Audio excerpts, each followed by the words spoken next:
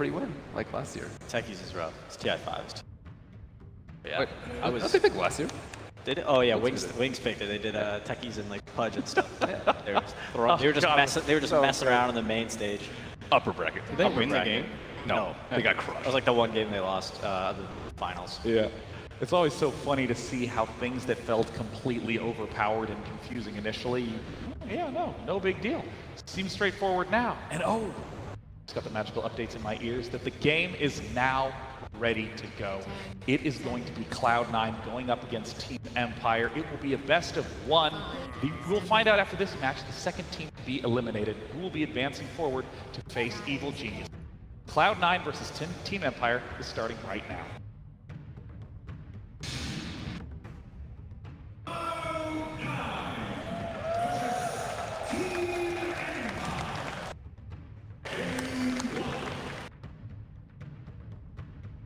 Super curious to see the draft.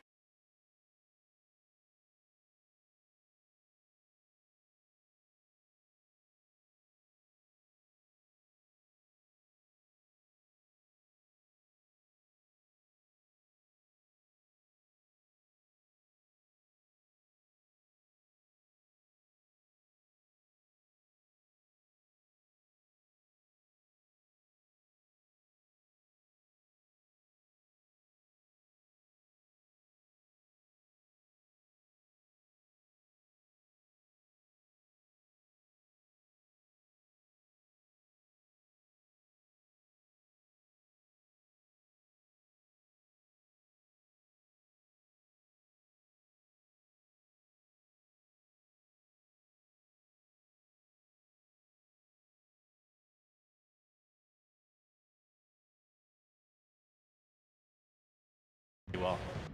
And you know, in terms of just experience at low levels, Night Stalker has a lot of very strong effects on his level 1 spells. The fact that it's slow, 50%, but as you get higher and higher up, it's the fact that Night Stalker is just the most constricting in terms of vision player.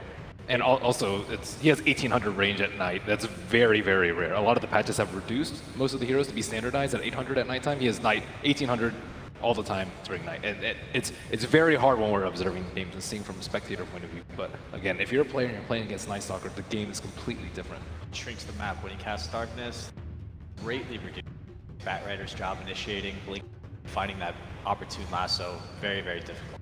I mean, I feel like that can't be overstated enough. Because I mean, if you're playing at much lower levels, you won't even really need any extra information because you're not going to make use of it. You're just sitting on your side of the river farming safely. They're doing the same, but I mean, these pro teams, we see them so coordinated, just pouncing in an instant. Night Stalker is going to be a very nice pickup. Deck resolution. That one glimpse of a hero is all you need to blink lasso in. So we've seen that more from all of these games as well. That vision is something that teams greatly. As teams get better and better, they take more advantage of the animation and the vision they have on the map. Disruptor here, a hero that can, you can glimpse Bat Rider away and it'll cancel that lasso as Bat Rider gets too far away from his target. Disruptor is just probably the biggest playmaking hero we've seen at PI today. I've been honestly a little bit surprised by how much he's being played, but he's been having a lot of success and pulling off some major team fights. Ooh, Dazzle, an interesting pick. To make me think about Terrorblade. Yes, definitely. It's eternal envy. He loves to play Terrorblade, so. Up against this Night Stalker, you don't want to go late game, or you can go late game, but you need to have vision. So a lot of teams will defer to more of a group up and push style up against the Night Stalker that he really just doesn't offer a lot. He can try to run the back lines and silence the Dazzle, but he's got a pretty rough time getting back there unless they smoke behind. Yeah, I mean, if you get vision on a team, and yep, they're all there. Yeah. Can't do much. Yep. If they're playing as 5, the information, like if you have more vision than your opponent, you just, oh, they're all together. Oh, they're all together. They're together. What are you supposed to do? Yeah. We outlined the benefits of Night Stalker, but the cons are he's actually not that great at team fighting. He brings no team fighting. Yeah. One of the weakest team fighters in the game. So Dazzle, of course, has some unbelievable save abilities. I mean, in shallow graving somebody that's inside of that static storm That's where I see it being most effective this game. Also being able to sustain the push that I think Cloud9 will bring this game to manage the Night Stalker's vision advantage. In that sense, they can pick basically any push, put like a push hero, and then try to just go as 5 and get some towers. What heroes do you think might fill that role? Terrorblade, I think it's the best, because then you also have the Grave to make sure that he can get his Sunder off. But Also Lycan. yeah, Lycan could work. DP, Medusa can force towers. DP got is banned. Yeah. Maybe Pugna? Pugna could work. Pugna's still an option. Doable. Drow Ranger. Drow Ranger, yeah. Pugna's been very interesting to trace in this tournament. Drow's real Lots early in the first 2 stages of first stage. Let's see, they banned DP, so they can definitely get Drow or Terrorblade if they. I like that direction a lot. Yeah. Those are two heroes that Eternal Envy is very good on. What about outside of the carry role? Characters like Nature's Prophet, the Tree Ants. That works. I think it's more likely for the Batrider to be that 3 position, and Furion, I don't know how much I like him in the 2 or 1, although we did see Eternal Envy play a Furion. Maybe that was last tournament, or maybe it was during this. I think it was the qualifiers for TI. He last picked some Furion for himself, and I was a little bit skeptical, but he played really well and ended up winning. They might be trying to trick Empire that the Bat is offlane and then put it on mid. Fata has been playing Bat a lot before, but it's been a long time since we've seen Bat mid though. So We've got a PL ban here. That's a PL, lots of illusions. You generally want to ban this hero when you don't have a lot of AoE, which definitely makes me think they want to go to that Terrorblade Drow strategy. What about Empire banning out the Sven? Let's see, maybe going for that Lycan that we talked about potentially. It's not great versus Bat, but why else would you ban Sven? That's what I was maybe Worried Bristle. about armor, yeah. Bristle, Slardar, it's minus armor or plus armor hero. I don't know. The only reason would be that Empire would want to pick some physical damage themselves. Maybe they banned Sven as a reaction to the. No, Sven ban came first. Oh, so they banned Sven. Oh, then they banned PL because they thought maybe Empire would go PL with the Sven banned out. Seen a lot of LC out of Team Empire running out of the off lane, especially versus Batrider. Yes, he matches up really well in that lane. It's a lane that Batrider can actually can lose, which is very few, and he can remove Lasso with his press the attack on any of his team. They're also setting up in case it's a Terrorblade pick that they can actually lock him down and kill him before he gets the Sunder off. Definitely. Gotta watch out for that Shallow Grave though. Dazzle, one of the better counters against LC, and always it's very straightforward. Hey, this guy's dueled, be ready to Shallow Grave. Yeah. Now, in terms of pickups that we just haven't seen at this point, Earthshaker, not banned, not picked. They have to commit. They have to see whether or not they want to commit to the push right now. Yeah. Ignored as well. I was totally off there. Disappointed in myself. Thought I was better than this. It's okay. Just up here making up stuff at this point. Doom, big popular pick. He can provide some auras to his team if they choose to 5-man push. Also, I really like this hero for Aoi 2000. I think I don't think he's the greatest roamer. You know, Tusk, Nyx, Sand King, support, Earth Spirit. I don't think that's really the best role for him. Farming up in the jungle and coming out with some items and having an impact on the game. He slots in really well. Yeah, do you see him played more as an offlaner or as a position 4 or 5? For Cloud9, it's almost. Yeah, so definitely a 4 position. I wouldn't be surprised to see him make a visit up to the top lane and eventually take over the off lane and let MSS on the Batrider fall back into the jungle to farm some stacks. There's Queen of Pain. Queen of Pain. Sometimes struggles against Doom, but he can definitely go for a Lincoln Sphere, which should be pretty safe. So at this point, we always ask the question with Team Empire having one more character to pick. What is the big thing that is lacking?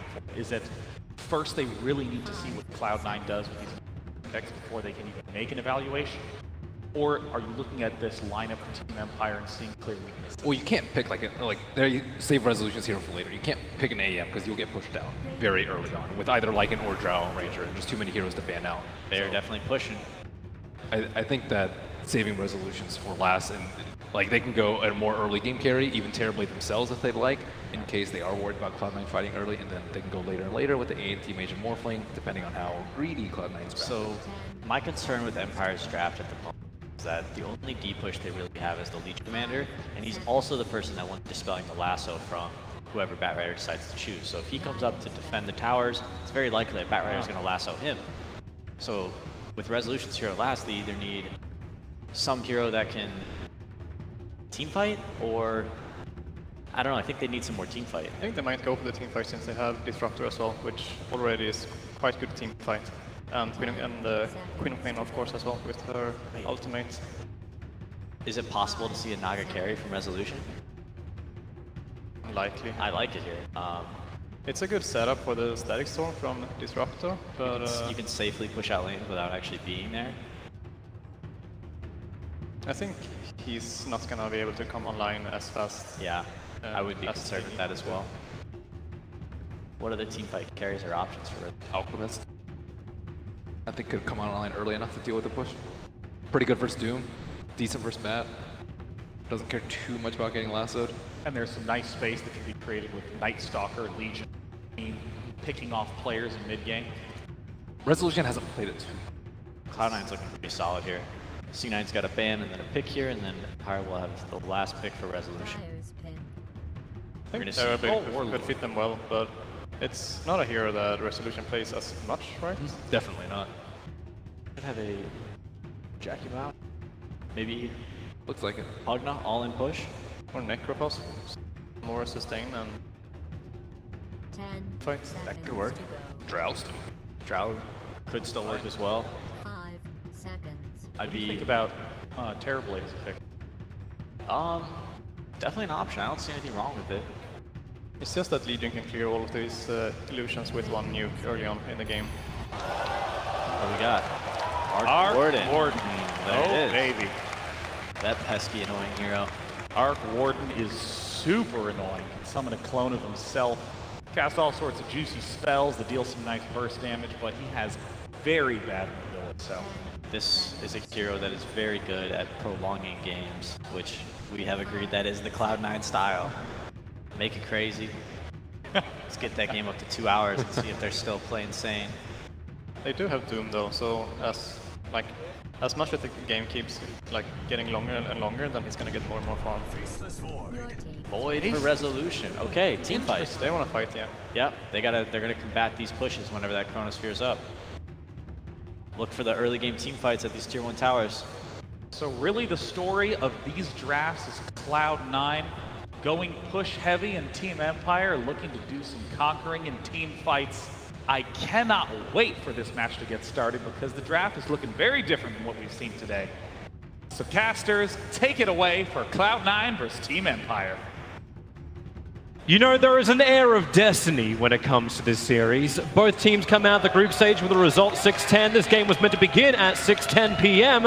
and this game will now go for 610 minutes. It's going to be hopefully a terrific series. Arc Warden, a fantastic split pusher, but we didn't get the real dream. No Naga. Instead, Team Empire focusing on team fight with the Faceless Void. Is that the real dream? I don't know. You have some weird dreams, man. I have some That's not amazing my dreams, idea. and all of them considered they have to go for 2 hours in length, so I get a good night's dream sleep. That's fair enough. Naga is a good hero to dream about if you want to dream a long Dota game in general. Yeah, count the Nagas jumping over the fence. So I think the panel pretty much hit the nail on the head. There's like clashing of styles. Cloud9's is more split push, slower, and then with elements of coming together to push with the Dragon Knight mainly. Whereas Empire are playing very classic Empire stuff. It's all about skirmishing. It's all about playing fast, going for kills. We don't see too much objective taking out of their lineup. They don't actually have any hero who's very good at that. Yep. But they have heroes that can stun and deal damage. And that is classic CIS Dota. To be honest, I thought with the objectives, we would have seen that from Resolution. I was waiting for the Morphling pickup to come because it's been that split push objective plus team fight objective he brings, going for the early E-Blade pop rush, and a whole bunch of other options they have. But they went for the Faceless Void. Do you feel like Empire, because of this pickup, are having a bad timing option against Cloud9? The panel was saying the longer the game goes, the better it's going to be for Cloud9. How does it work for Team Empire? They're into a bold neck where it has to be won by 45, 50 minutes max. I don't necessarily agree with that. I think Empire's lineup can definitely go late. I do see what they're saying though. I hear Arc Warden gets very, very good later on in the game, and Dragon Knight can scale very well too. And by virtue of having a greedy 4 position like the Doom, he can definitely scale as well. But I think Empire can hold their own if they get through the laning stage and get through a good mid game, then they can definitely play late as well. What speaks for them in terms of getting there is that I think this is a very, very classic duo for, again, for CIS teams to run. This is something a lot of CIS teams have run in the past, the Night Stalker and Disruptor together. And the really logical synergy is that Night Stalker provides a lot of vision. And if you're an aggressive team that wants to run at people, you want to do two things. You want to fight them, and then you want to go. And then you want to force them to fight you. What can you do that with? You can do it with glimpse. Yep. You set up the fight, you go in. If the enemy team tries to respond, you have two options. You can glimpse the hero back into your team to kill it, or you can glimpse away reinforcements. So you can always guarantee this outnumbering situation. And they have plenty of ways to set it up. They have the Legion Commander duel, they have the Chronosphere, and a lot of nice synergy overall between their spells. So I think both teams' lineups are very good at different times, and then it's about whether they hit their timings correctly or not. So we can look for those timings, as you said. Team Empire, they can initiate / counter-initiate, and they can also mess up with Cloud9's initiation. The Batrider, I'm interested to see how much of an impact he has in this game. Going up against both Disruptor and the Legion Commander makes Lasso very difficult to hit.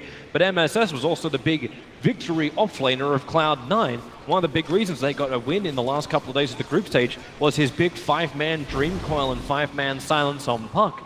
The same kind of question will be asked of him in this game. Can he get that initiation? Can he give Cloud9 that momentum they really require? That's going to come from farm positioning as well as just the ability to get his items. He definitely needs to play a very good game here. I think this is a difficult Batrider game, personally. As the panel pointed out, his vision is limited by the Night Stalker. There's the press the attack and the glimpse, as you said. Yep. And in addition to that, I don't feel like his lane matchup is particularly good. It's Batrider favored, but it's not the classic Batrider will absolutely destroy this melee carry without help. Void with help has potential on this lane. Time dilation is extremely annoying to play Batrider against, because this hero is all about spamming spells. And the Void is going to go for a Magic Stick, Quelling Blade, and then skill up point in Time Dilation early probably, and then there's no way Batrider will kill him on this lane, unless Resolution makes a really big mistake. So he should be able to hold his own. PPD was mentioning the fact that AUI, not a great, doesn't want to see him rotate, likes to see him go inside the jungle. But thanks to the pressure being applied by Roger with this Night Stalker into mid lane, Fada was already dropped down pretty low. He's only got one shared Tango left, and there's 130 gold towards his 650 gold bottle. That's a rather expensive thing to push towards, so it's going to be difficult for him. But it does hold the Doombringer in the mids. No extra rotations up. Instead, it allows the other lanes to harass him pretty heavily. MSS now having to burn that south. 3 tangos left for him for consumables. Ghostic's a little bit luckier. He's got press the attack. So when Pilot Eye and Envy try and beat the crap out of him, he does have his own self-heal from abilities. Yeah, the Ghostic Legion Commander lane is actually pretty good. If you're picking Legion Commander and you can get this kind of 1-on-2, you're pretty happy. You can purge off the Flux with press the attack, so you can almost always get out. They have no stun in their lane, so you can always just TP away, unless there's a rotation coming in from AUI, who they have eyes on currently, so there's no risk of that up top. And that means Ghostic will be getting a lot of experience in gold here. And when it comes to this matchup, the Legion Commander versus Arc Warden, Arc is one of the heroes I don't have too much experience with and against.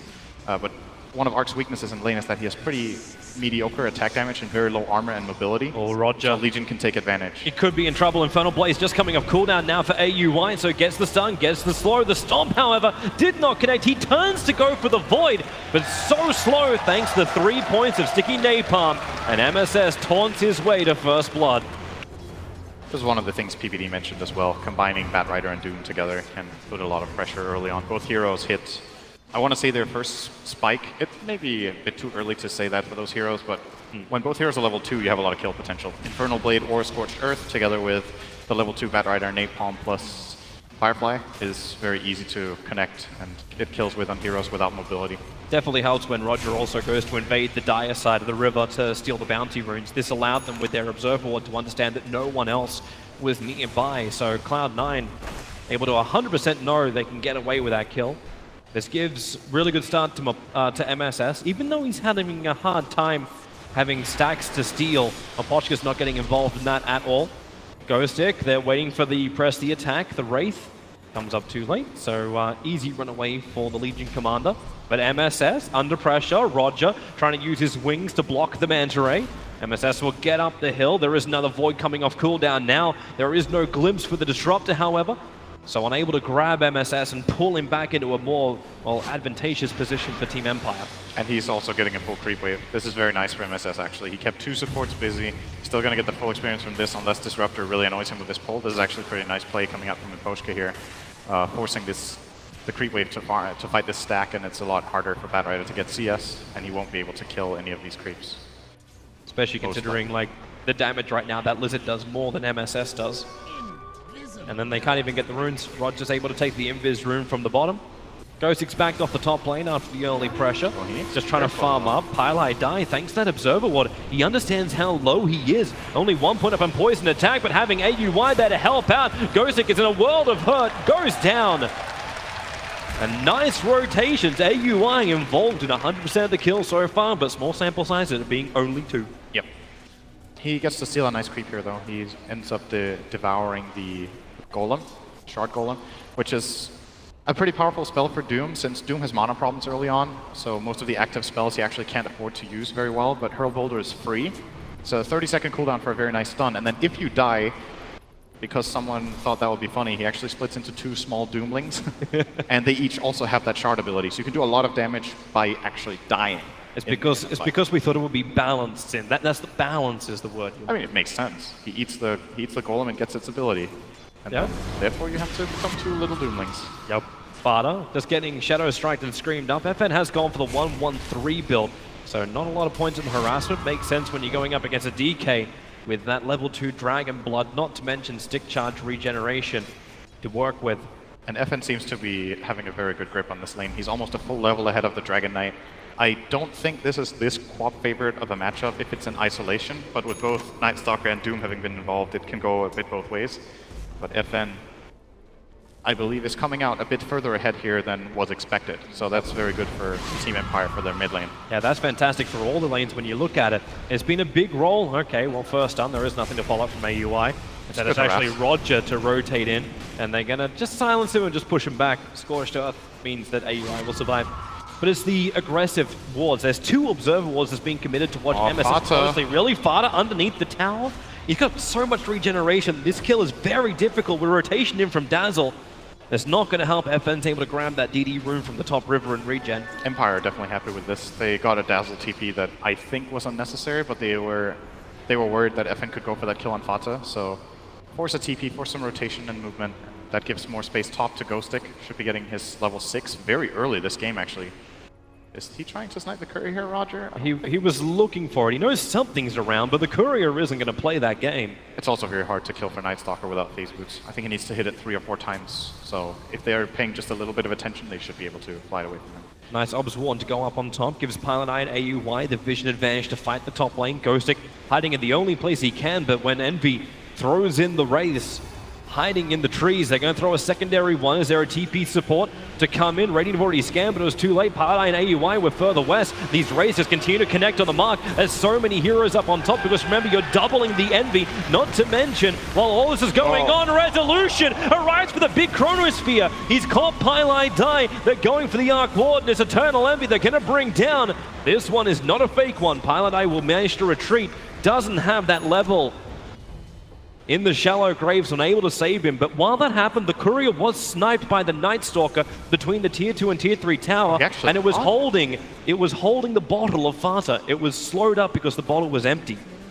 That makes a lot of sense. This is actually kind of crippling for the DK who wants to be spamming his Breathe Fire. But I still also want to flag the fact that early on, at least there's now some CS coming into MSS, but because the Night Stalker was focusing more on that bottom lane, the Batrider has got nothing. And now when Night Stalker turns his attention towards the mid, they can focus onto the DK, bring him down. Stick charges won't help out. And Team Empire, critical kills now coming their way. Yeah, Fata used the Dragon form. He wanted to put some pressure on this tower. It's very standard Dragon Knight play, but didn't have enough assistance there. He was completely stranded on the opposite side of the river. He gets 3-on-1, easy kill with Disruptor.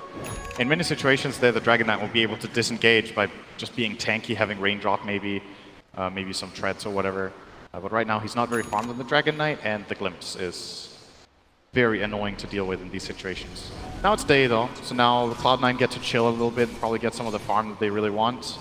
Maybe get their Doom and Batrider up to level 6 before the next nighttime would be very important. Should be doable. And 3.5 minutes. Getting that hand of Midas onto Eternal Envy, so both his level as well as item progression can continue, but Ghosty doesn't want to settle for this. Moving forward, try and chase down MSS. Needs the movement speed to get him, or maybe they just glimpse him back in, and the first duel of the game will be a winner in favor of the Catman. It's great to see Empire play Disruptor. Whether you're cheering for them or just want to see good Dota, this is one of the heroes that can highlight the strength of Empire's gameplay the most. It punishes, or it rewards the own team's aggression so much that they will constantly be looking to use this glimpse, and I think so far it's set up 2 or 3 kills for them already out of the 3 they have. Pressure being applied by Cloud9 towards that top tower thanks to Dragon Form out from Fada. There was a TP out from AUI. He had to go towards the mid lane to try and defend that. FN happy to stand his ground, doesn't have the mana for the Sonic Wave. But I just look for some chip damage into AUI, who's very happy with this. That's a great tower to claim, by the way. This tier 1 top is not the easiest tower to push, but getting that minute 9 is very nice. Generally, we see teams taking the opposite team's safe lane tower, but they managed to get the off lane tower early. This could give them a very interesting access point into the Radiant Triangle, including the Ancients area that might be farmed by Void later. Having easier access into that with smoke movements and just movement in general also favors a hero like Doom, who can access and just get extra farm that way. So very good for them to get that. Oh, Dragon Knight tried for the stun mid.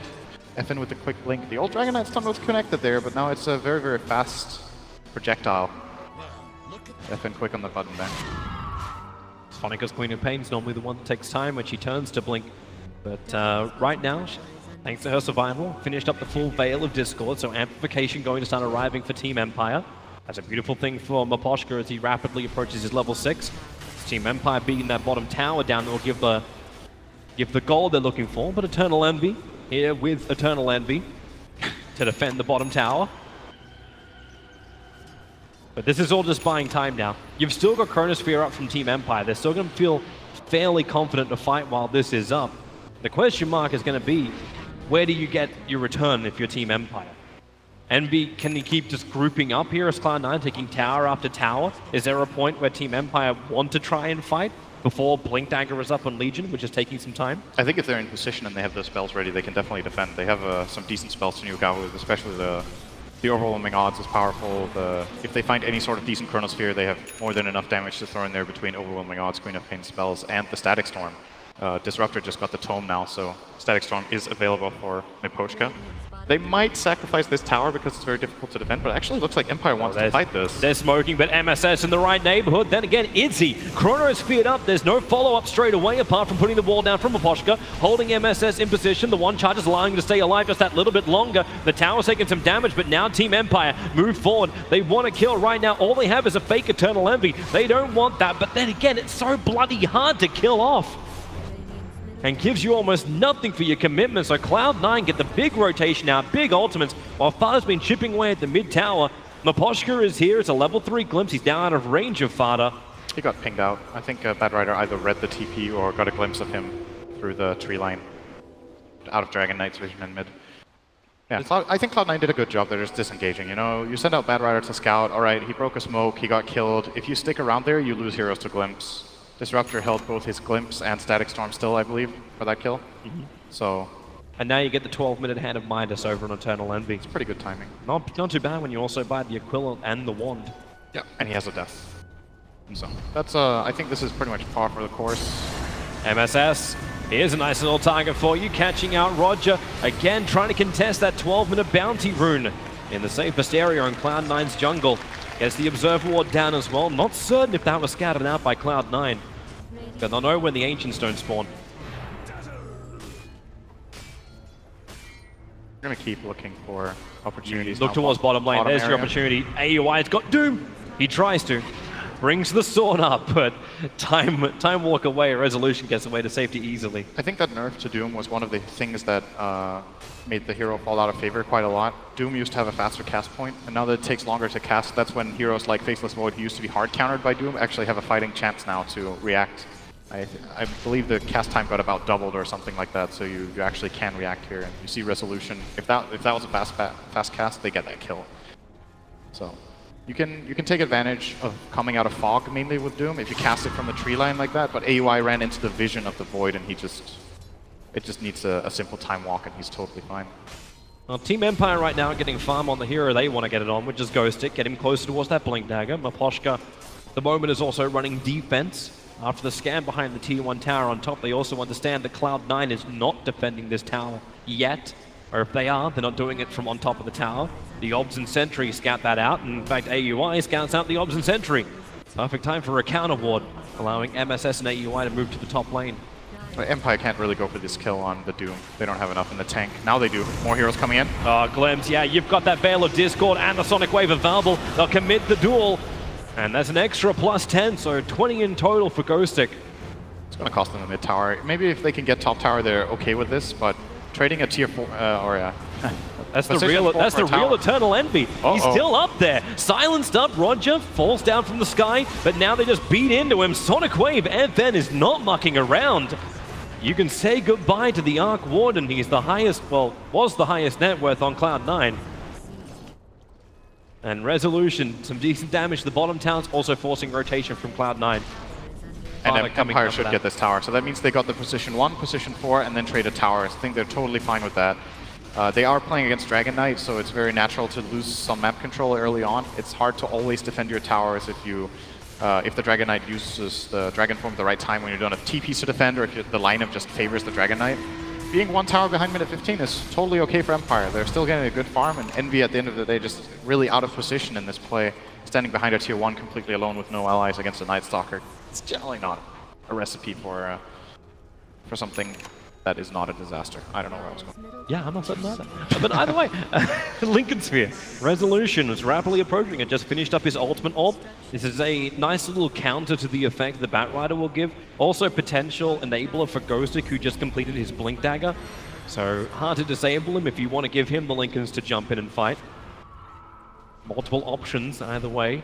But it secures the Faceless Void the ability to live, which is a challenge sometimes with a Void. It's a really high value item. There's 3 great spells to block in this game that all have pretty fast cast times. So still, the Doom is important to block, right? If you've played aggressively, if you've jumped in, you can't just dodge the Doom by blinking out. Then you have the Lincolns. You have the Lincolns against Batrider Lasso, and you have the Lincolns against Dragon Tail, Dragon Knight. So all these 3 heroes have 1 spell that trigger Lincolns, and all of them are really integral to how the hero works in fighting. And Empire are willing to fight, so they just want to have items that allow them to weave in and out of fights with their heroes like Faceless Void and make sure they stay safe. Here we go. Inside the daytime, the wall is up. Maposhka, not what he wanted to do. Didn't catch anybody. They can glimpse back AUI if they want to, but actually, no, they can't. He glimpsed the bat, I think. Oh, he did it at the start.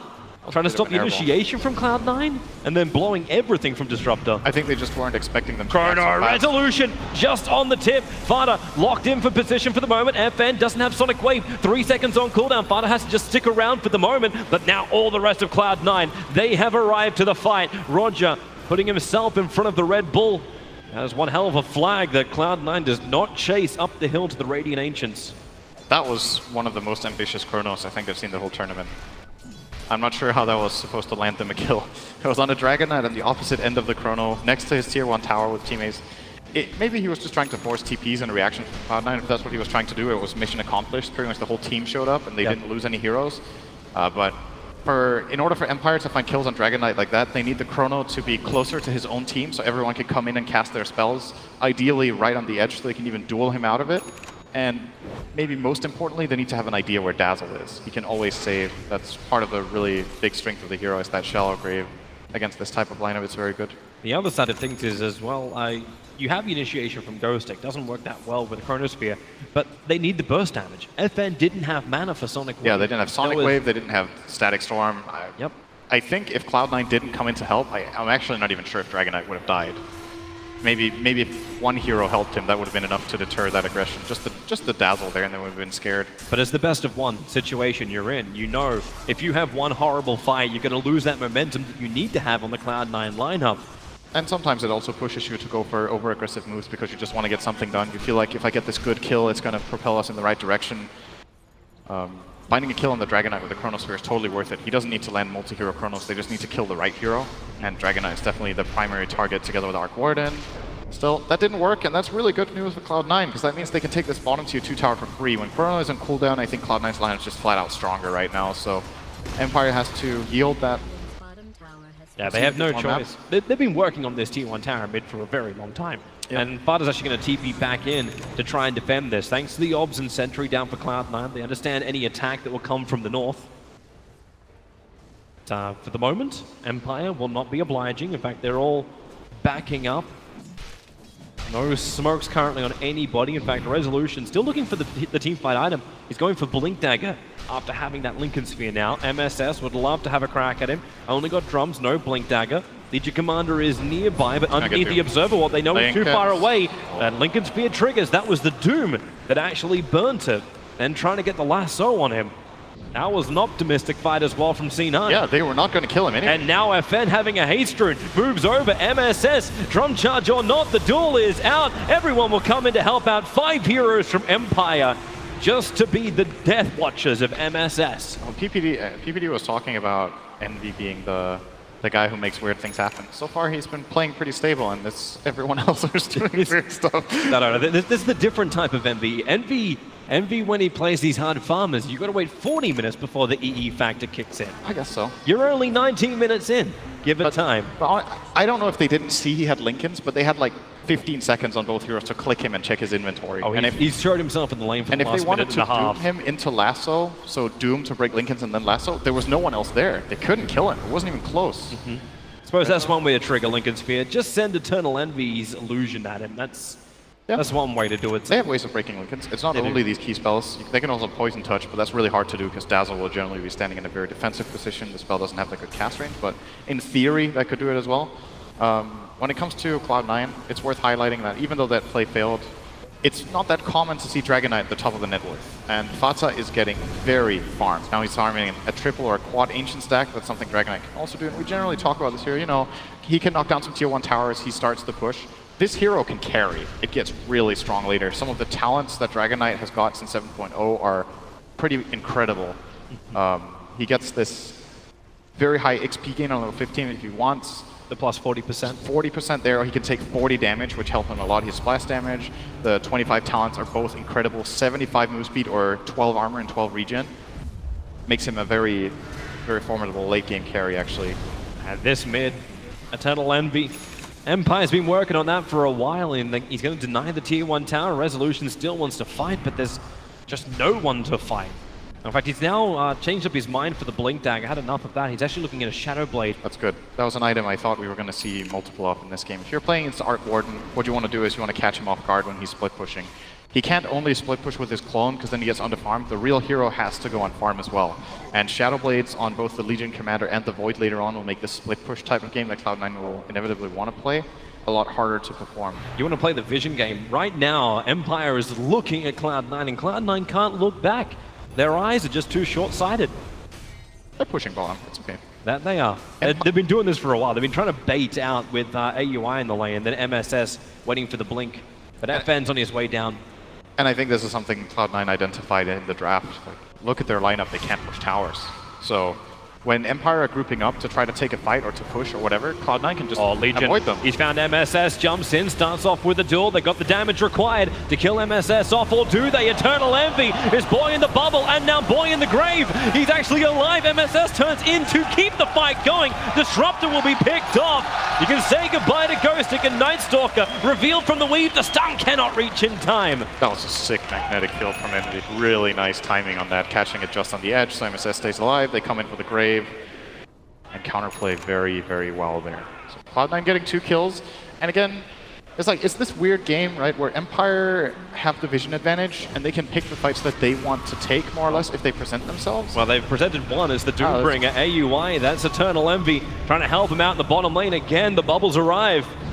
And Fada, he's got Blink Dagger, Resolution's got a Chronosphere, but he caught the Queen of Pain inside of it. He does have the damage now coming outside of it once more, but Roger, what can he do? They want Eternal Envy, but Pylai die! The grave is there! Eternal Envy will survive. Resolution will help finally bring him down, but at what cost? You've already lost the Queen of Pain, but Pochka being buffed up by Ghostic with press the attack, trying to get him some distance away from Fada. Even the Courier is being used as bait while Resolution battling against Pylai Dai. Finally, he'll get that kill, not realizing MSS is on the hill. They don't know he's there. He's got the Blink Dagger to get back down again. He'll use it now to head south, but Resolution with the Shadow Blade is chasing after Fada. They have the Observer Ward. They see him. Is there range for it? The level 4 glimpse is too far away. It was pretty close to reach there, but Fatsa saw the movement of the Disruptor through the middle lane and then disengaged. Took the right path away to not get glimpsed off. At the end of the day, it's a pretty even fight here overall. So that's where it all began. Now we get to see this very nice magnetic field and Vice just enough time to get the sticks off, and then the Grave comes from the south. Excellent defensive play here from Cloud9. And then what I was saying was that we're getting into the stage where Empire has the vision superiority and they can kind of pick their fights. At the same time, they can't force the fights to happen by going to a tower because Cloud9 can just defend pretty well. Like the pushing power of Empire is very lacking, it's very obvious. So it's this weird game. I don't want to call it a game of cat and mouse, but how about Captain Island? You can call it that. I guess so. Who's going to get stranded? Not finding an objective. Well, Cloud9 want to fight now. Daytime? Yep. They're smoked up. They're looking for the opening. Actually. Courier's running out. The MSS revealed for a second, but he gets the lasso. It's over on the Legion Commander. Not to mention the stun on Disruptor means no extra disable, but they didn't focus their damage. So Ghostic, he's got some movement speed to try and escape from this, and maybe into the trees. Problem is he's still burning. MSS gonna help out with that. The Firefly, it'll wear off in a second, but a second is long enough. Legion Commander will fall in the northern trees. Easy daytime pick for them. When they smoke and they find anyone with Bad Rider, that's... Oh, well, not anyone. They need to either find Legion Commander or a hero who's not close to Legion Commander. And they found Legion Commander.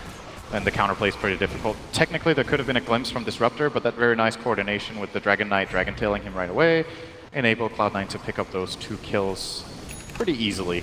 So, the type of game we're going to look at now will probably be a long game. Realistically, I don't think the Dragon Knight is in a position where he's just going to 5-man down mid with the Arc Warden just yet. Still think Empire has enough fighting in the tank for that. So it becomes a question of whether Empire themselves during nighttime can find these picks where they find kills close to the tower so they can at least get a collateral and start doing some structural damage, or maybe a Roshan. And a lot of it, I think, comes down to, can you find that key Chronosphere on 1 or 2 targets that are important, and at the same time get off the dual or static storm so that you are in control of the fight. It's not enough that they get a jump because of that save from the Dazzle and we saw the Arc Warden before. It has to be a little bit better coordinated. You're right. There's tons of sustain, and they need a way to get around that. Empire's going to take and Vision's the easiest way to do it. So Empire, beats the bottom tower, brings it to 18. They have fortification available, Cloud9. One swing. Nothing for it. He's going to respect them. He's scared. Oh, okay, FN's not scared. They're smoking. Whatever. Cloud9 are on their way. 4-man smoke up a long way back. They actually commit the weave pretty early on. Resolution's the man out of position. Lincoln Sphere will trigger. He's on the run out. Shadowblade is down, but where is the detection? It doesn't exist. And in fact now, okay, the dust is triggered. It does chip the Faceless Void, but Ghostic, under his own Invis rune, he's not coming up. There's a Sentry Ward. In fact, 2 of them planted down for Cloud9, ready for the fight that never came. This is giving me flashbacks to their game against OG in the groups, where they had like 2 or 3 team fights in a row that they didn't have the correct detection in, and they were being kited like crazy by 2 Glimmer Capes, or 1 Glimmer Cape even, just ruining their game. This time around, committed. They need the dust on the bat, I think. It shouldn't be on the Doom. Doom is not the guy who's going to jump and open the fight. Ideally, they have it on both. But there needs to be some sort of detection on the Bad Rider if they want to go for the Void to guarantee that they can get this pick off. Granted, he is the only invisible hero on the Radiant side. He's a pretty important one. It's an extremely high-value kill they just lost there from not having a dust. Yep. And finally, AUI runs in. He's like, I'm here to help, guys. And it's way too late. The Sentry drops down from Pylai Dai, but he's a backliner. Yep. He's not going to be able to get that off in time. So it's only going to help if Team Empire commit, but as you said before, when we're talking about the very start of the game, the draft, Team Empire have the option where they can go in and they can be the big fighters, or they can be the counter-initiator. So Empire don't lose anything from backing away from a fight if you then just take one of the Cloud9 players out thanks to Glimpse. And as far as protection from that, the only person who really has it is Fada with his BKB. Yep. Hasn't used it yet, though. Hasn't been a fight. So it's still on 10 seconds. The farm continues for Eternal Envy. Now the full Mjolnir is completed, along with his BTs. So now they can make the Dragon Knight go sparkly. Got some pretty big items on the way here for Cloud9. The 4 Staff of Bad Rider will be completed in 50 gold. That's very, very big. The Doom is going for a, it looks like, Halberd. He was queuing up a medallion, but he's going to finish off the Halberd first. Very nice item to break the Linkens of the Void, so he can Doom him himself. Also, just the disarm is very nice in general against a couple of these Radiant heroes. And I believe we were looking at a third thing. Assault Cuirass for Pot's actually not that far away. He is very, very far from the Dragon Knight. Team Empire are coming. 5 heroes smoked up. They've got a good option. Both Fighter and AUI locked in, but it's not that great actually. Pylai die. Perfect positioning around the back. The blink in. Resolution not wanting any piece of that. Time walks away from the fight. Now triggers up the Shadow Blade. They do not have detection around him at the moment. Fata felt very safe. He has his BKB and he was woven, and so was Doom. Oh, Doom gets This glimpsed. is what they want. Bring him into the duel, and Doombringer is falling. Pylai can't get close enough. In fact, Pylai die solo crowned up by Resolution. He'll finish the job. So it is a 1-for-2 trade-off. You did lose the Disruptor, but Resolution turns his attention towards Fata. BKB starts protecting him, and it's actually Ghostic who's in trouble. Fata blinks over to him, realizing he is not any threat from the rest of Team Empire. Where was FN in all of this? Was he forced to blink away?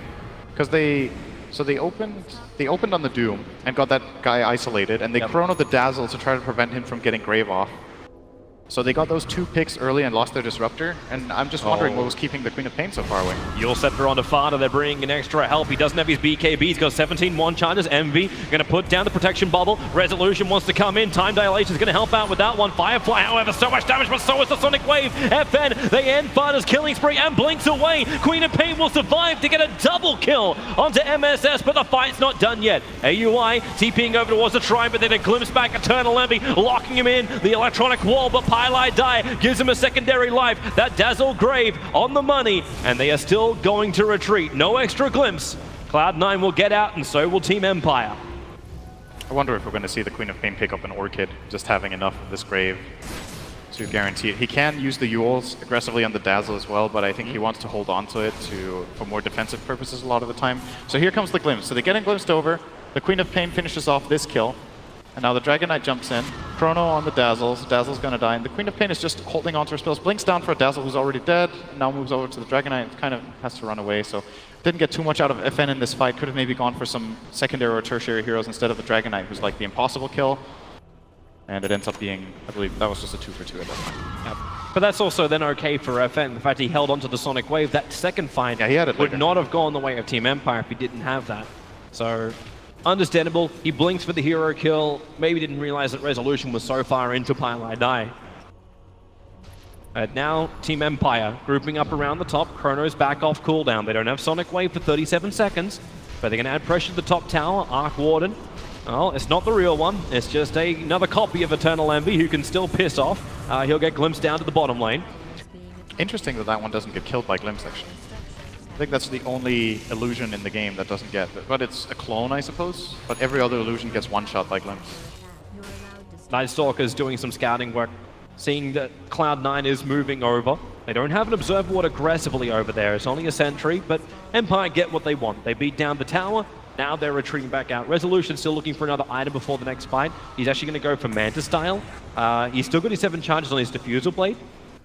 And actually, they're looking for someone to fight. Damn, it would actually be super broken if Glimpse killed that clone. Think about that for a second. Arc Warden would be really bad if you could just one-shot that with spells like Glimpse or Hacks or whatever. And we already had the panel saying, oh man, this guy's a real hero during day 1 of the main event. The wonderful Disruptor. Yeah. Well, so far, Miposhka has been playing a pretty good game. Except that Panic Static Storm Connect he had in his own jungle. He's been pretty much spot on with a lot of the Glimpse kills. A couple of very nice Static Storms as well. Worth adding. And here comes Cloud9. They're moving toward bottom. Watch FN's patience. He just TP'd to the tier 3 tower. Now the Breathe Fire as well as Hand of Mines is used on the wave. I think they may know Cloud9 is dead. This smoke is, I think, very obvious, and in a way, maybe a little bit nonsensical. At least they get a ward out down here with the smoke, which is nice, but this is not the area of the map I think Cloud9 should be targeting right now. They need to cover the Roshan pit and try to overtake more of the top side of the map. They already have these bottom towers taken out. And unless Empire get caught completely off guard by this 5-man smoke, this is just wasted time. Now they're sitting down here waiting for someone from Empire to come out, but they've already read this play ages ago, and they're not going to walk into this trap. Yeah, Resolution's enjoying the die jungle for the moment. Currently abroad farming their own lands. Ghostic has got his farm as well, and FN can just farm the creep wave when it arrives on the bottom. Meanwhile, other items started to appear. You talked about like those Glimmer Capes causing issues in the group stage. Roger has managed to complete up one of those, and the Manta style is rapidly approaching for the Faceless Void. Yeah, that Manta is going to be powerful. He already has the Diffusal, so Diffusal Manta, he will be able to Manta off the Sticky Napalm charges. He will be able to make it more difficult for Doom to get his Doom off on him. He can Manta off a lot of the Arc Warden spells and just has way more kill potential in his own Chrono. He should be able to start killing cores if they don't get Grave from full HP. Maposhka's just trying to get rid of the runes. The Mata is angry. Yeah, he's trying to come forward, but he doesn't move fast enough, even with the assist and push that came from MSS's 4-star. They do have the second push now available. That's in the hands of Eternal Envy, a Hurricane Pike, fully completed on him. Probably going to see a Shadow Blade next on him. That's the standard build, at least on Arc Warden, is to get a Shadow Blade at some point. Alternatively, maybe BKB tanking up a little bit to stay alive in the fights against a lot of these heroes, or... Is it still worth going in for like the older, like the Necrobook kind of style Arc Warden? Or Not is it better anymore. just to go the straight physical damage? You can't go Necrobook this late. I don't think it's good, this game, at least. Maybe knowing Envy and long games, maybe like 7th, 8th item, it could be a thing. Team Empire, here they come. Resolution, look for a target. MSS is just to the north, haven't broken the smoke yet. Resolution under the cover of Shadowblade. We'll see Eternal Envy. Chronos him up while the duel is on the DK. They're separating the targets and the Sonic Wave will connect on both. Fighter is deleted, but they still want Eternal Envy. Now Envy makes another copy of Envy as he retreats his real Envy back to the tier 3 tower. But there's a rest of the support. Pylite Die still there with Shallow Grave intact. The Doom is out. It's on the Queen of Pain. She's already committed most of her abilities. The Shallow Grave is used on Eternal Envy for the moment. In comes the overwhelming odds, and the damage from Maposhka will do the last bit of damage. Flame Break will tick down a couple of the Team Empire players, but Maposhka TP out just in time. The Fountain Regeneration will allow him to live, and 2 cores for Cloud9 lost. AUI is coming out for some level of revenge, but now FN can turn with a time dilation. What have they got to really help him out? A Shallow Grave from Pylite Die? Well, that's one thing, but MSS and Pylite Die, they say, bro, you got yourself into this mess. You gotta deal with it. You're dead. And now Empire moves so quickly, they're coming over towards the regeneration rune on top. I thought for a moment they may try and go for Roshan. That was pretty much the dream connection. If they get to jump both cores at the same time and don't get counterplayed, that's the best thing they can hope for. Dazzle was so far away from Exactly. The 2 cores were farming over in that triangle area together, which is already pretty greedy that they're standing both in that area. And then they get the duel with Blade Mail onto Dragon Knight while they chrono the Arc Warden off. So nicely executed fight from Empire that got a big pick there.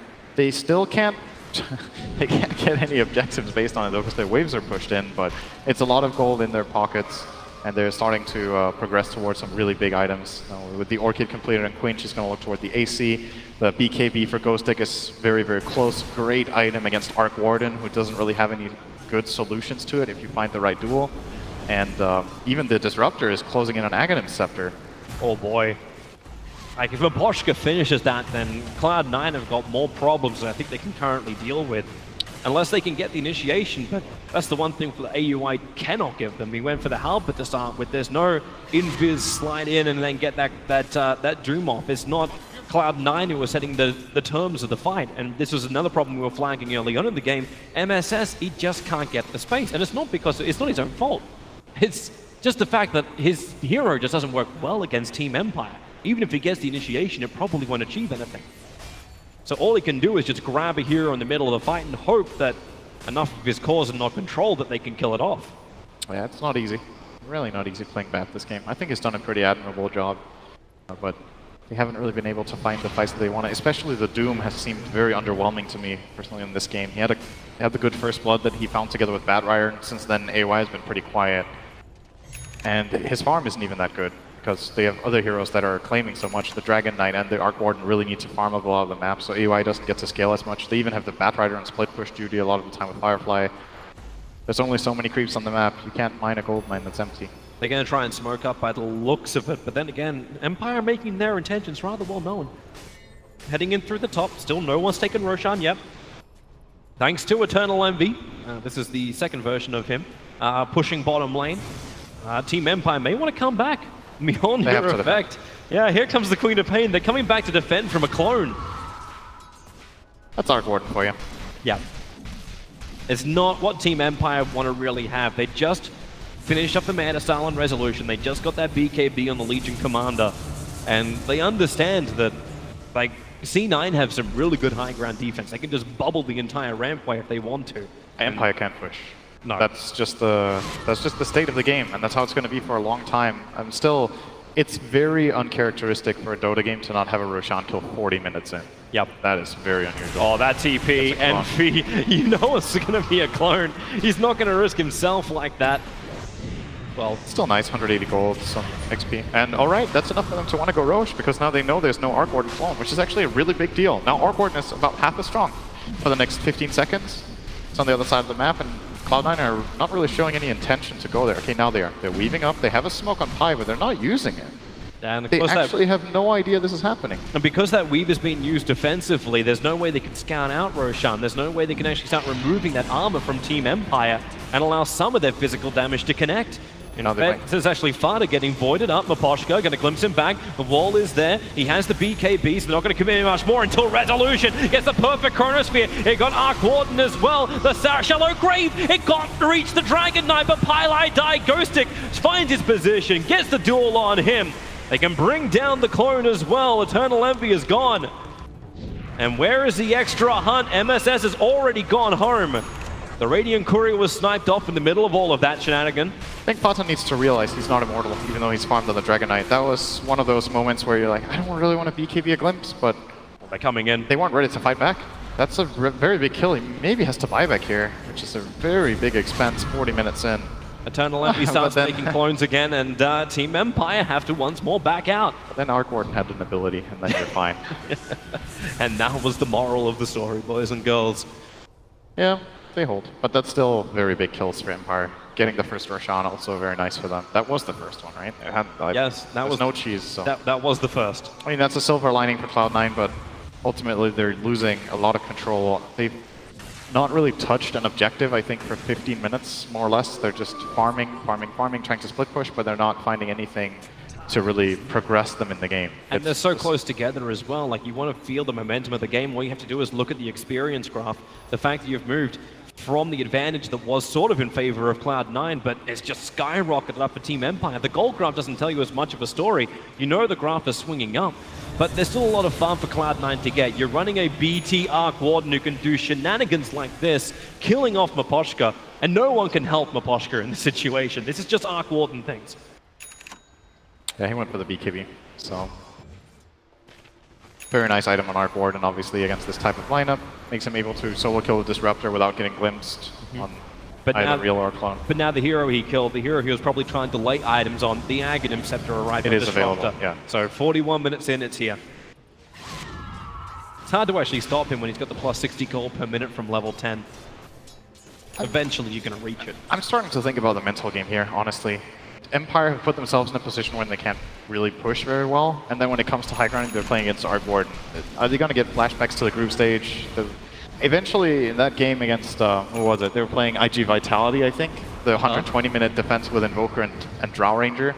At some point, Empire were just like, okay, you know what, let's go. And then they tried again, and again, and again, and eventually they lost running their heads against a wall. In a best-of-1 elimination game like this, you're going to have a lot of patience before you do something like that. You don't want to get eliminated. That was a group stage game that was passable to lose, changed their position in the groups by maybe 1, but didn't really have the potential to take them to the upper bracket the way I remember it. 610 minutes in. 610 minutes. If this is a 610-minute game, Toby, then I'm pretty sure there's going to be some sort of rule that comes in place before we get a 10-hour game. Something's going to happen. Maybe that's when we start seeing the new things that Cloud9 were coming out with, demolition runes and six action runes as opposed to the 4 bounties that remain. I like my old suggestion of Roshan 5 and onward just start dropping tactical nuke. Sorry, this is not Command and Conquer. Ion Cannon Beacon. Resolution's going to take out the tier 2 tower on bottom. That is the remaining outer tower of Cloud9. Cloud9 still have another 2 to remove, but of course both teams What they would really love to do is go high ground, take out the tier 3 towers. It's the danger zone for both sides. You want to attack in, you want to push the tier 3 towers, but there's always a shrine sitting behind you until you've taken one of the tier 3 towers. This is your problem. Eternal Envy sending clones up to the top to keep that push going. AUI is actually up here too. It's almost like he's trying to play like his old Lena build. Jump in, lasso. Oh, they're pulling Resolution back so far, but do they have the control? Resolution time walks down. He's still not out of range of the tier 4 towers. He's still in range of the sentry ward as well. That has the distance. Now press the attack up. Remember, there's that Aegis the Immortal on Resolution. If they were going to kill him, they had to kill him under the tier 4s. That's actually very big for Empire. They got a Dragon form and a lasso out of that. And they forced the entirety of Cloud9 back to base. They can wait out this Dragon form and try to do some more damage with their Void. Actually, never mind. The Aegis is expiring in 30 seconds, so... Do those range groups attack the How tier much 3 damage top? did they do? They almost got the tower. That's pretty good. Oh, the smoke here from Cloud9. I don't really like this timing. They should probably wait another 15 seconds. Are they going to come out? They're going to weave up, so there's a lot of armor on them. But where's the detection? Team Empire? Oh, there's the Observer Ward from Cloud9. Maybe that's what gave him the confidence, but they're looping around and they don't find anyone from Team Empire. So back to the push we go. Upside is, with all this money coming in, is a Scythe of Vice coming the way of Eternal Envy. That is a lot of chain disable to come in from Cloud9 when Empire push. Arc Warden is one of the few heroes that still likes buying this item. Hex has fallen out of favor a lot, but when you have two of them, it's a pretty damn good item. The other noteworthy hero that likes to get it is Tinker, who hasn't seen much play in this tournament at all. Hasn't been picked at the main event yet at all, either. Maybe just like 1 or 2 games in the group stage only, I think. I don't even remember seeing a single game with it in, but I know it was picked. But a fairly rare pickup. Very entertaining hero to watch, though. Nice Observer Ward down from Roger. I don't think this was actually scouted out unless AUI is just feeling a disturbance in the site on bottom lane. It's not happening yet. C9 are being starved again. This XP and gold graph are... You know, they tell a story in a way of how this game has progressed, and especially, I like when I look at the graphs, you know, people look at the graphs. I like looking at the dots in the bottom. That's basically your counter for successful moves. It looks pretty green to me for the last 15 minutes, I'll be honest. I agree. Envy got 1 kill on Disruptor. That is the success story for the last 15 minutes of Cloud9's play in this game. When it comes to objectives. 0 kills, 0 towers, 0 Roche.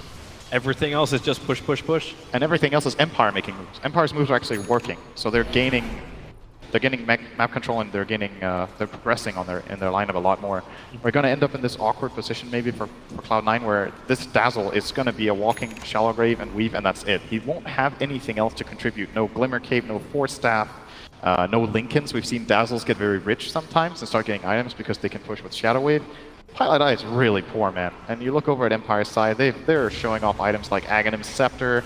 The Night Stalker has a full Glimmer plus Solar Crest. He's fairly close to Doom in net worth in a 46-minute game, which is, you know, pretty extreme when you think about it. Doom has a very easy way of ramping up money. All you gotta do, though, is remember the Eternal Envy factor. It's the power of the Arc Warden. We were expecting this hero a lot more just because he's so hard to deal with. That's not even the real one of Arc Warden, but there's more coming in. MSS takes to the skies, but FN has already managed to retreat back out again. The Empire heroes are trying to sandwich them here a bit. Never mind, they're sandwiching a jungle camp. That's also very nice. Alright, Roger 1 next. Now we start thinking more about the next Roshan. So 30 seconds until potentially he can spawn up. Team Empire as well as Cloud9.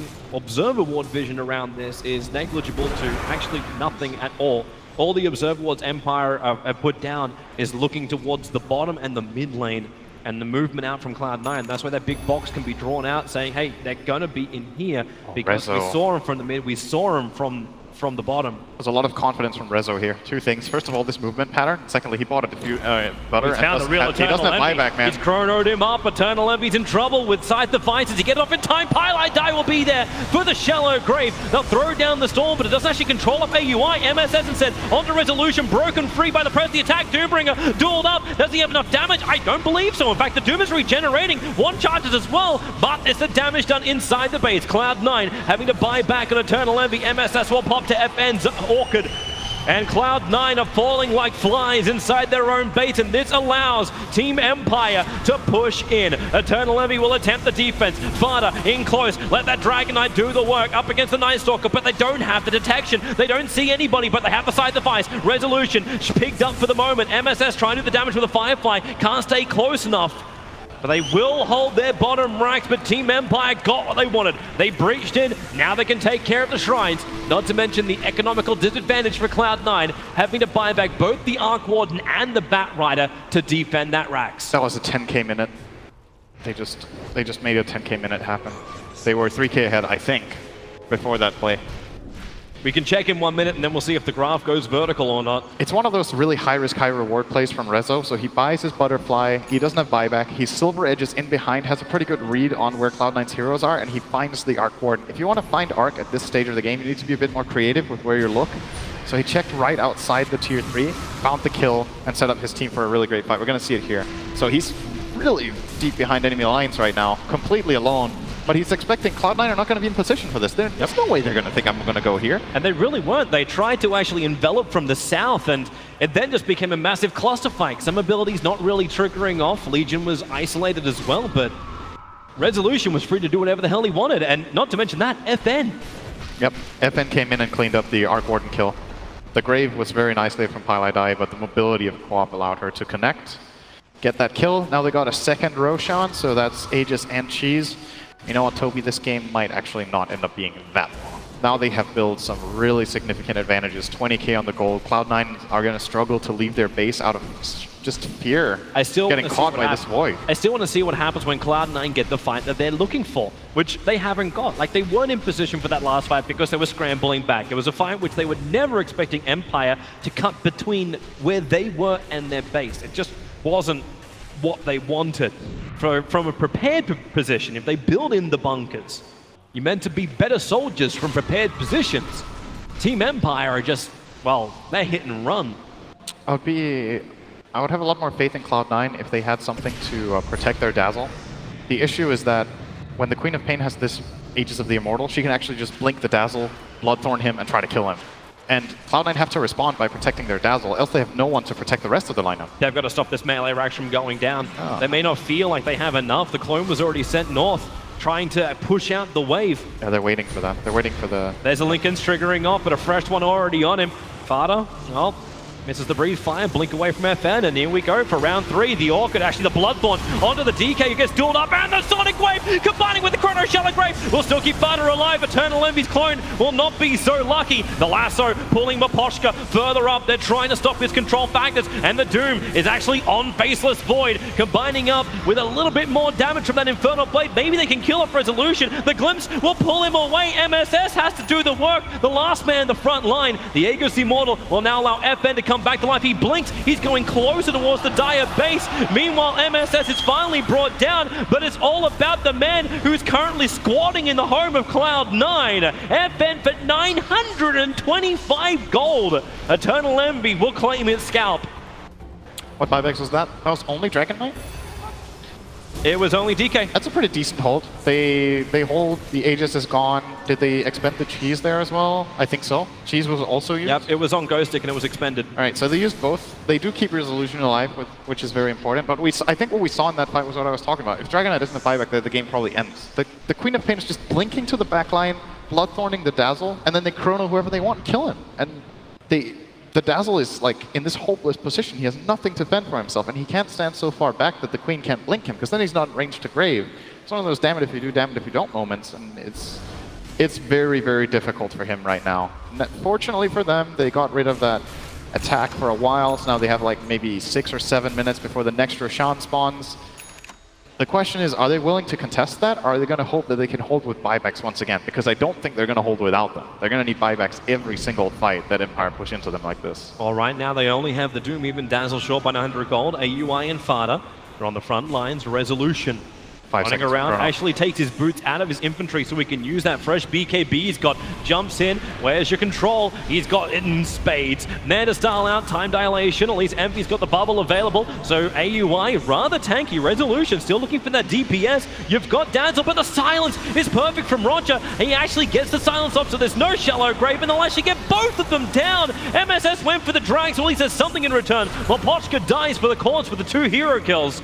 Both supports for Cloud9 pushing up the daisies. FM wants to join him. He's TPing out to his shrine. And Empire may just feel they have enough to go high ground and finally finish this bottom racks. They only kill supports. I don't think they can go high ground here. The Arc Warden is still going to be too big of a problem. They expended Chrono, so maybe they're going to wait here. What did Ghostic take? He took the lower press, the attack cooldown. So now he has a 5-second purge for his allies. Extremely good against this double Hex of the Arc Warden. Can basically purge both Hexes almost immediately. Save against the Bat Rider. Resolution. The gem that's currently sitting on Roger. Roger stopped by Mapochka.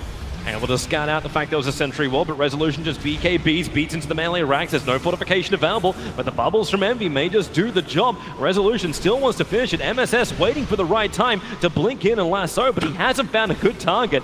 So Team Empire, they'll jump out. Doom will arrive back to the world of living right now, and Empire will retreat.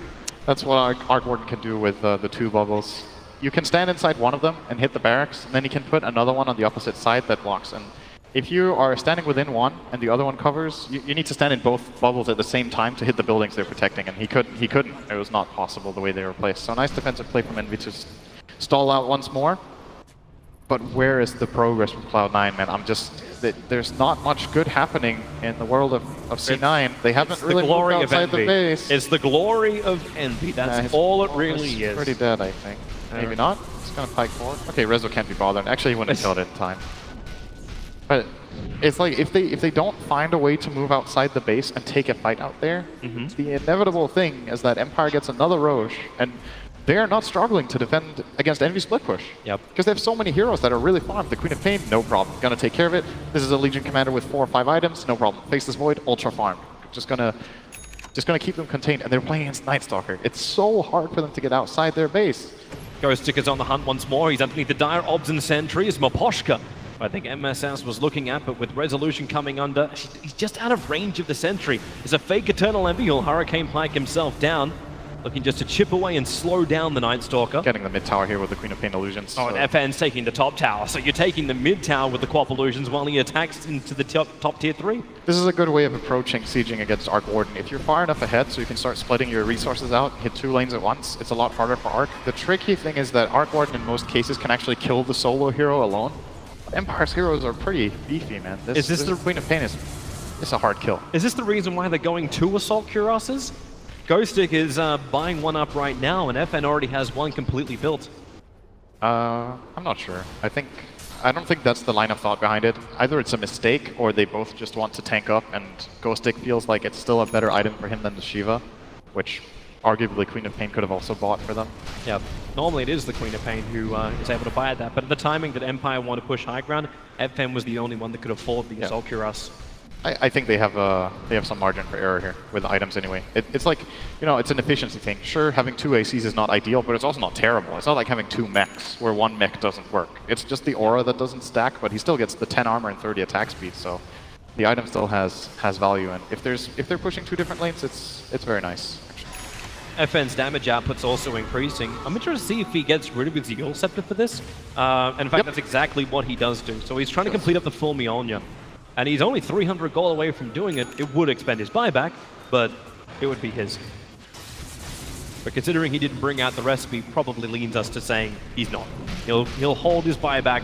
There's no reason to risk anything. You're 56 minutes into this best of 1 elimination game at TI. You do not risk anything. I don't think Empire can realistically lose this game in the next 15 to 20 minutes if they have buybacks. I think it's like almost out of the question that Cloud9 takes such a good fight that they can force all the buybacks and push and then beat them again in their own base. Well, Cloud9 are going to try it. They smoke up the Observer Ward. I don't know if I actually saw it. There was a ping that came shortly after the smoke was triggered. Hail Mary. He's got 3 wards on Pilot Eye, so they definitely have the possibility to set up a good perimeter to fight in. Oh, they weave. They want to contest the Roche. An illusion randomly appears, and that's exactly what they're looking for. But Roshan's not alive yet. He spawns in 33 seconds. Meanwhile, Legion Commander is taking the top tier 3 tower with illusions. They have to come back. And Eternal Envy's there. So this move once again didn't work, and it is difficult. I think Cloud9 need to try to go for something like this. They were hoping Roshan was up so they could force a fight, but now that it wasn't spawned yet, they have to go back and defend this wave that's pushing, and Empire get to push right back at them and then look at the Roche again, and then they're fortunate enough to get it, as it looks. Yep. Spawning very, very soon. And they kill this extremely quickly. They have the Solar Crest, the Void is extremely farmed, the AC like we talked about. The only thing they're missing is really a Deso. The Wraith just scattered out the fact that Roshan is there. So this is the upside for Cloud9. They have that information. Roger will clip one as well. So C9 know, if they don't get this Roshan, they're probably not holding racks. So there has to be something that they can do to contest this. They have cooldown on Tempest for 20 seconds, and then when the Tempest is up, the Weave is out. So there's like a pretty awkward overlap on cooldowns that allows them to not fight at their full potential. Oh, right now Resolution and Ghostic are doing Roshan, so Cloud9, I don't think they have that time. Roger's getting some really good info here. Tempest is there, but will it be enough? There is actually the kill. It goes the way of the Radiant side, and maybe with the control, Eternal Envy, BKB dueled up, the bubbles are down, and Lasso pulling back the faces forward, but the Sonic Wave from FN's going to arrive. Shallow Grave allowing Eternal Envy to stand his ground, but MSS will not be so lucky. Eternal Envy trying to Hurricane Pike himself away, but Mapochka, he had the damage, and it looks like Empire, they have the fight. Fada is the last man standing, and he is trapped at the front of the pit, now time locked up, and he really wishes he could go back in time. Captain Hindsight, Cloud9 in a horrendous position, a double kill for Resolution. Double buybacks out from Cloud9, but this is scrambling defense to keep themselves in TI. 30,000 gold now. And they still have Aegis and Cheese. There's no buyback on the Legion. Oh, that's an It's just the right? Tempest. That's a clone, okay. I just looked away for a second, I was like... He still needs to keep that clone alive. Without it, they don't hold this. The range Rax is gone. And Eternal Envy, so much work for him to do. Resolution realizes not much more point to that. Has the Aegis Immortal, may as well try and kill off this Rax. This bubble's gonna end now, and then he doesn't have the Tempest, so that's Rax down. Yep. Weave defense up from Pylai died, but you've claimed the entire mid-Rax. No damage done to the bottom, but without the Legion Commander control, feels like Team Empire, again, safety first. They're going to retreat. There's a big wave on bottom that had to be dealt with. And FM with a Scream just took out 8 range creeps. But let's have a quick look at that Roche fight once more. So what sets all this up for Empire is the fact that Night Stalker was invisible and scouted the entire team out at nighttime. 2 very good defensive bubbles make this fight look fairly close by enemy. Great Press the attack is going to let Resolution disengage here, and actually rather just re-engage on MSS. And the moment this chrono comes out, actually before that, the fight is just lost. It's extremely hard for Cloud9 to find a winning condition when the Night Stalker sees everything that's coming their way. I'm really struggling to try and find a way where Cloud9 can survive. With no buyback on DK, Arc Warden, or the Doombringer, defending against Team Empire seems almost impossible. And that is where the magic, we're 60 minutes in, this is the EE zone, the Cloud9 have to enter. And if they don't enter it, then, well, Team Empire will take them out in the first round of TI. I think we're in the Rezo zone. We're in the Rezo zone? Hey, it's not even a Morphling. Look at his items. He's come so much. He's leaving his BKB just sitting in his backpack. Same with the MKB. He's 7 slotted with a double damage right now. He is 10-shotting Rax as Void right now. That is something. They have to bubble to defend it. Here goes your defensive weave once more. Cloud9 trying to have the armor. You realize when you're doing defensive, not aggressive weaves, all they want to do is survive. BKB from Eternal Envy actually being burnt. Not certain that's exactly the item he was looking for, but the melee rack is gone. They got what they wanted, and FN's bringing the momentum for the last lane to bring in Megas. In favor of Team Empire, Resolution doesn't care. Silver Edge is under the tower. MSS looking for the lasso, able to grab it. That Lincoln Sphere won't break him free, but Ghostic will press the attack. And AUI, FN controls him with the Sonic Wave. AUI is actually going to pop from that. Meanwhile, up with the top fight, the Storm is nice. Fada not trapped inside the wall, but the Chrono Sphere is perfect. Cloud9 locked in time, space, and they may be removed right now. F is doing the work, MSS won't make it home, and GG! Team Empire have taken out Cloud9 in round 1 of the lower bracket of TI7. They read them very well. I think Empire pretty much beat them in most stages of the game. Cloud9 had a good, very early start when it came to pushing down a couple of towers, but after